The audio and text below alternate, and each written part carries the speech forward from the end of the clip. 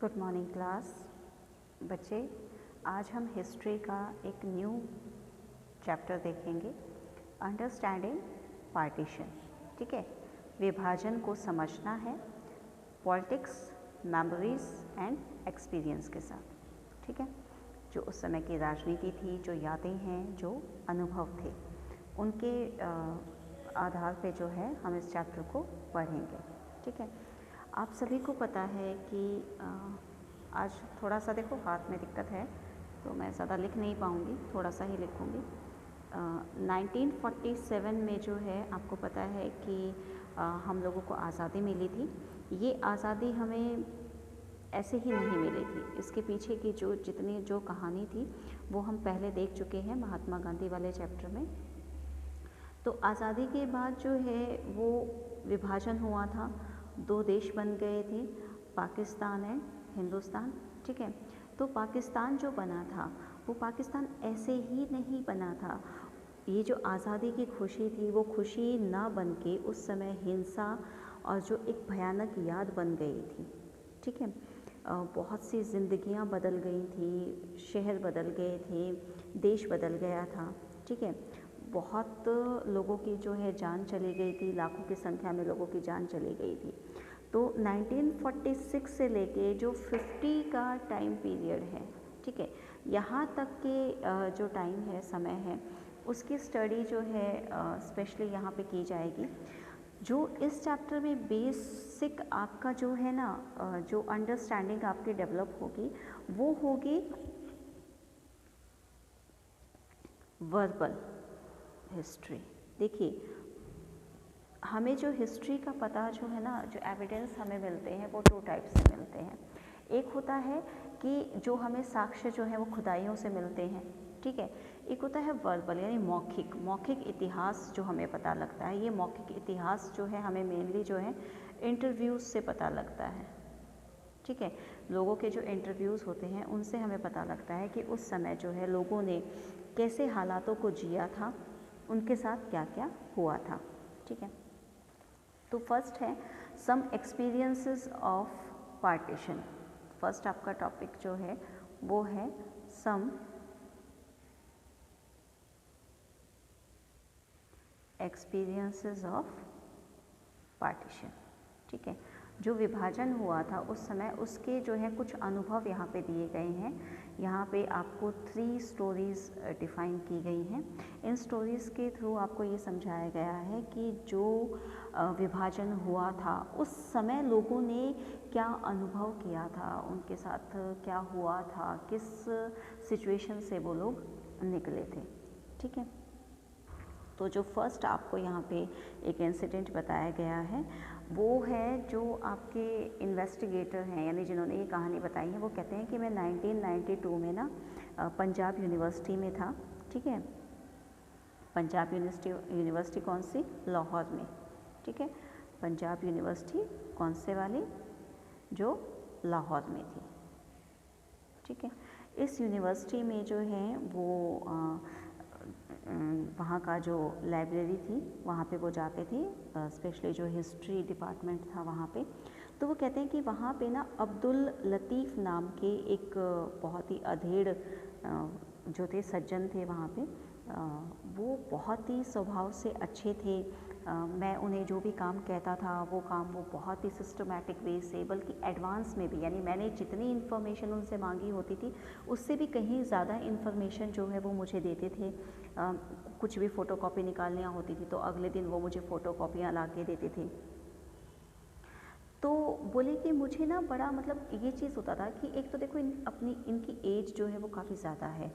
इतनी एज के होने के बाद भी मतलब मैं कोई भी काम कहता हूँ वो काम तो समय से होता ही है, उसके अलावा मुझे एक्स्ट्रा काम जो मतलब एक्स्ट्रा इन्फॉर्मेशन है वो भी मिल जाती है। तो एक दिन उन्होंने उनसे पूछा कि आप मुझे एक बात बताइए कि आप मतलब लतीफ़ साहब, मतलब आप जो है इतनी ज़्यादा बढ़ चढ़ के मेरी जो हेल्प है वो आप क्यों करते हैं? तो उस टाइम पे उन्होंने तो अपनी नमाजी टोपी उठाई एंड सेड कि मैं अभी आया क्योंकि अभी नमाज का समय हो गया है, एंड आफ्टर डेट ना I will explain you everything. तो बोले कि ऑप्शन नहीं था, मैंने आधा घंटा उनका वेट किया। आधा घंटा आने के बाद उन्होंने मुझे जो बताया, जो सीन उन्होंने मुझे समझाया, इवन आप अभी बच्चे उसको सुनेंगे ना तो आप ये सोचेंगे कि अच्छा है कि हम उस समय में नहीं थे। ठीक है, तो ये जो लतीफ़ साहब होते हैं ये कहते हैं कि जो उनके अब्बा थे उस समय जो है उनके जो अब्बा थे वो अकेले वहाँ ऐसे थे, जम्मू में थे ये। ठीक है, इनके जो लतीफ़ के फादर थे, अब्बा थे, ये जम्मू में थे उस समय। ठीक है, ये 1947 की बात है आपकी। तो उस समय ये जम्मू में जो इनके अब्बा थे ये इकलौते मुस्लिम नौजवान बचे हुए थे। जो दंगे हुए थे हिंदू मुसलमान के, आपको पता है हिंदू मुस्लिम राइट्स उस समय हुए थे, तो उन दंगों में लतीफ़ साहब के जो अब्बा थे वो अकेले ऐसे इंसान बचे थे जो मुस्लिम थे, अदरवाइज़ उनकी फुल फैमिली, आस पड़ोस सब कुछ ख़त्म हो चुका था। तो एक मतलब रात को जो है ऐसे ही हिंदू दंगाइयों की भीड़ आई, तो उन्हें लगा कि अब शायद वो नहीं बच पाएंगे। तो लेकिन उन्हें तभी जो है अपने पड़ोस में एक हिंदू पड़ोसन जो थी वो उन्हें याद आई, तो वो उनके पास गए। उनको उन्होंने बोला कि आप मुझे आज के लिए अपने यहाँ छुपा लीजिए ताकि जो मैं है बच जाऊँ, सुबह मैं यहाँ से चला जाऊँगा। तो वो हिंदू पड़ोसन कहती है कि शायद ये मुश्किल होगा, क्योंकि जो अभी दंगाइयों की भीड़ है ना, देखो जब लोग ना हिंसा पे आते हैं तो उन्हें इस चीज़ से कोई फ़र्क नहीं पड़ता कि ये हिंदू है या मुसलमान है। अब उस समय तो वो क्या थे, वो दंगाई थे। उन्हें ये पता लगता कि एक हिंदू लेडी ने जो है एक मुस्लिम को हेल्प की है। ठीक है, एक मुस्लिम की हेल्प की है, तो वो दोनों को ही जो बोला, हम दोनों को ही वो मार डालेंगे।